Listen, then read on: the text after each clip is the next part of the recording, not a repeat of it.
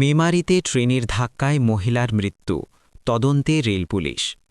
পূর্ব বর্ধমানের মেমারিতে ট্রেনের ধাক্কায় এক অজ্ঞাত পরিচয় মহিলার মৃত্যুকে ঘিরে চাঞ্চল্য ছড়াল এলাকায়। রবিবার বিকেল প্রায় ৪:১৯ নাগাদ up Howrah Bardhaman galloping local Memari স্টেশনে ঢোকার কিছুটা আগেই এই দুর্ঘটনা ঘটে। রেলগেটে কর্তব্যরত আরপিএফ কর্মীদের নজরে আসে ঘটনাটি। খবর পেয়ে দ্রুত ঘটনাস্থলে পৌঁছায় আরপিএফ।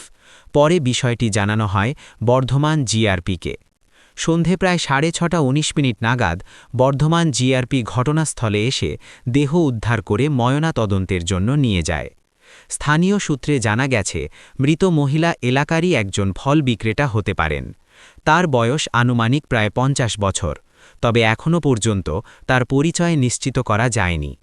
প্রাথমিকভাবে অনুমান করা হচ্ছে ওই মহিলা আপ লাইন ধরে স্টেশনের দিকে আসছিলেন। সেই সময় ট্রেনটি দেখতে না পাওয়ায় এই দুর্ঘটনা ঘটে থাকতে পারে। তবে মৃত্যুর সঠিক কারণ জানতে ঘটনার তদন্ত শুরু করেছে রেল পুলিশ।